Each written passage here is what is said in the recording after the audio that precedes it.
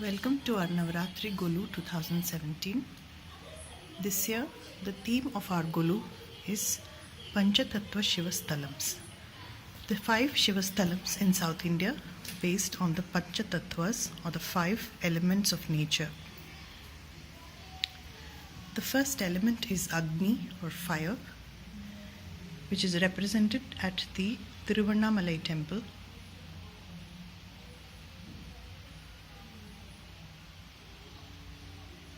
Agni is symbolic of the sense organ, the eye, and hence vision. The legend goes that Parvati once, sitting atop the Mount Kailash, playfully closed Shiva's eyes when the whole world turned dark. Frightened, she apologized and asked him to reverse this. That is when he appeared as a column of fire, which we call as the Lingodbhavam. He then merged with Parvati and appeared as Ardhanarishwara atop the Tiruvannamalai hill. He is worshipped as Arunachaleshwara in Tiruvannamalai, the temple which is famous for the Annamalai Deepam, the temple which is known for the Girivalam or the Pradakshina of the Tiruvannamalai hill. Another legend that is associated with Tiruvannamalai is the story of Brahma and Vishnu, who went in search of the source and end of this column of fire.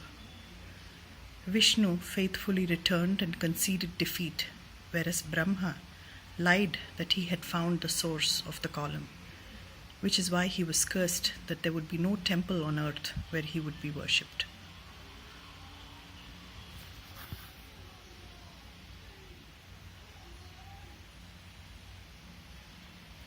The next element is the Prithvi Lingam, Prithvi meaning earth, which is represented at the Ekambreshwara temple in Kanjivaram. The legend here is of Parvati being once cursed by Shiva to turn into a dark complexioned lady like Kali.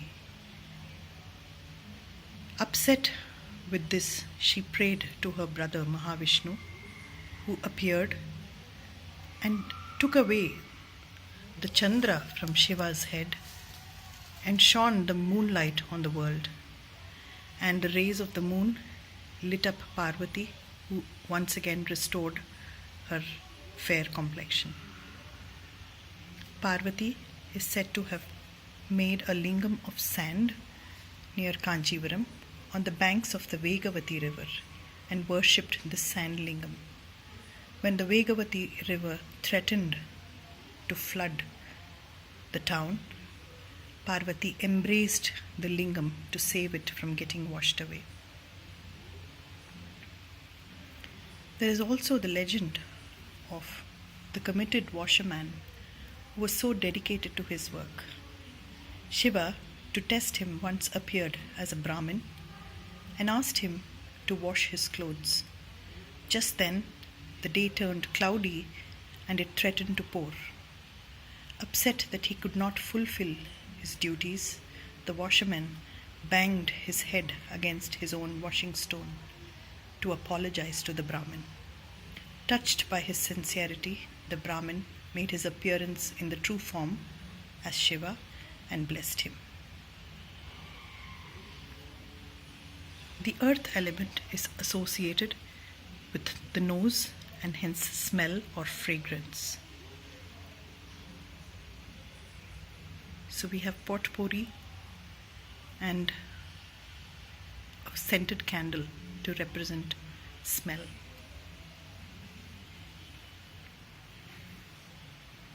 The third kshetra is the Agaya Lingam at Chidambaram. Agayam meaning the sky, representing the third element of nature.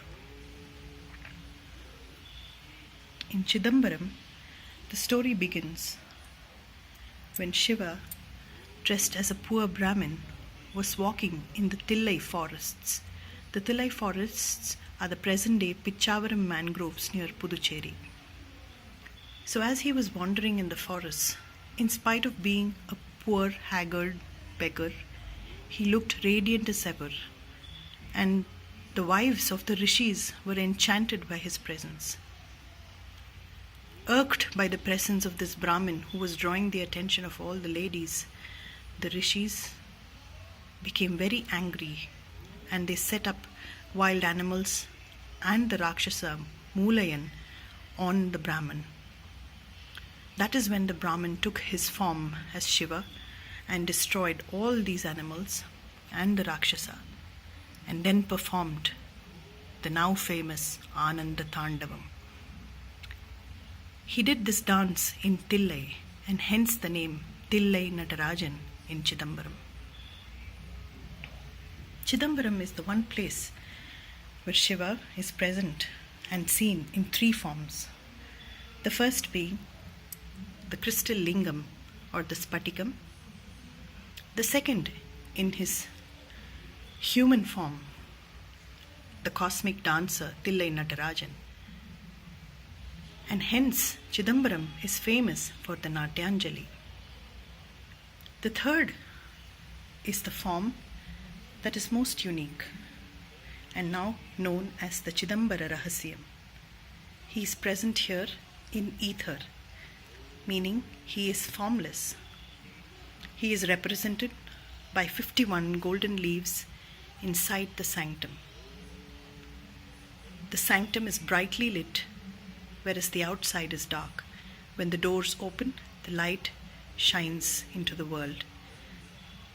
Symbolic that he is present everywhere and that light or knowledge is where he is.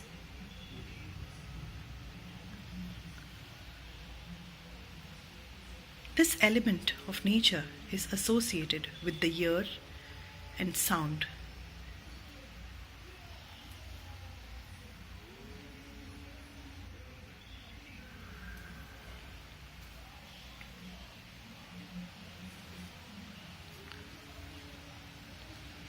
The fourth element is Vayu or wind, and this element is represented at Kalahasti in Andhra Pradesh. While the other four temples are in Tamil Nadu, this is the one Pancha Tatva Stalam which is in Andhra Pradesh. The legend behind the Vayu Lingam is as such. Lord Vayu, or the god of wind, worshipped Shiva in the form of a camphor lingam near Kalahasti. Pleased with the worship, Shiva appeared before Vayu and offered him 3 boons. And these were the 3 boons that Vayu asked for. 1. I want to be present everywhere. 2. I want to be the source of all Jiva. And 3. I want this lingam to be named after him. And hence we know him as he is today, present everywhere, the source of all life, and the Vayu Lingam in Kalahasti.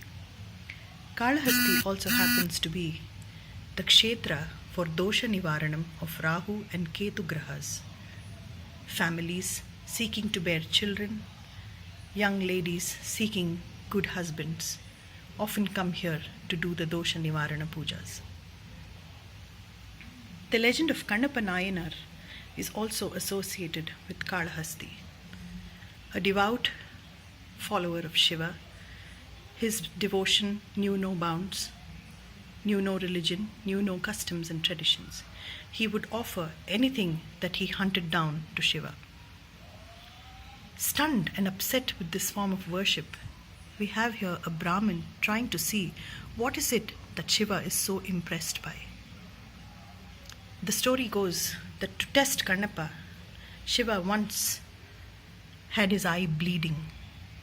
Without thinking for a moment, Kannappa poked his eye and replaced Shiva's with his own. To test him further, the other eye started bleeding. Wondering how he would place his eye onto that if he were to pierce the second one too, Kannappa placed his foot on top of Shiva's eye to know where to put the eye. So pleased With this, Shiva then appeared and blessed Kanapa. Vayu, as we know, is associated with touch, which we feel every moment of our days. The last Tattvam is water, and this Tattvam is represented at Tiruvanakaval as Jambulingam, also known as Appulingam.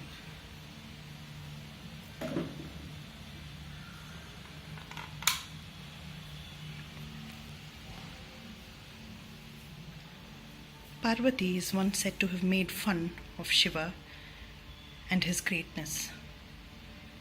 Shiva sent her down to earth to do penance and apologize and repent for what she had said. Parvati appeared as Akhilandeshwari in Tiruvanakaval and performed her worship to Shiva under a jambu tree. The jambu tree basically grew out of the head of sage Jambu. This is the place where Akhilandeshwari did her penance and sought Shiva Jnanam. She is seen here not as a consort of Shiva but as his disciple, and hence the sanctums of Shiva and Parvati are not adjacent but opposite to each other in this Stalam. Weddings are normally not performed in this Stalam. And in keeping with the tradition that Parvati performed puja to Shiva here, even today, the midday puja is performed by a priest who dresses up as a woman, along with a pashu in black. Another beautiful legend associated with this place is the story of Malyavan and Pushpadanta, both devotees of Shiva, who would constantly be at loggerheads with each other. They cursed each other, and one turned into a spider and the other an elephant. Reborn in this new form, they continued to be devotees of Shiva and continued to fight with each other. Pushpadanta became an elephant and offered Abhishekam to the linga, and Malyavan became a spider and cast his web on the jambu tree, protecting the linga from all the shedding leaves. It is said that even in this birth, the elephant was killed because the spider got into his tusk and he could not breathe, and choked inside the elephant's tusk, the spider died too. The spider was reborn as a Chola king who is said to have created this temple at Tiruvanakaval. This is the Jambukeshwara temple at Tiruvanakaval.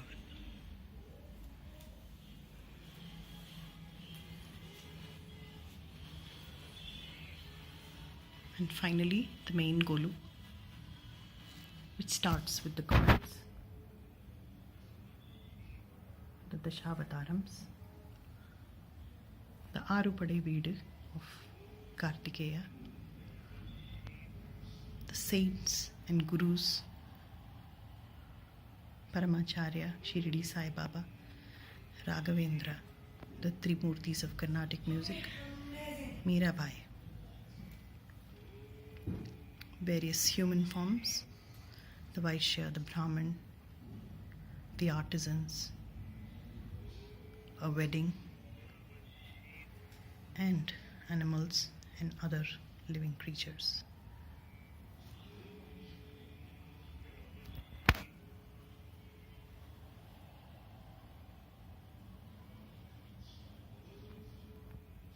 Thank you for your virtual visit to our Golu.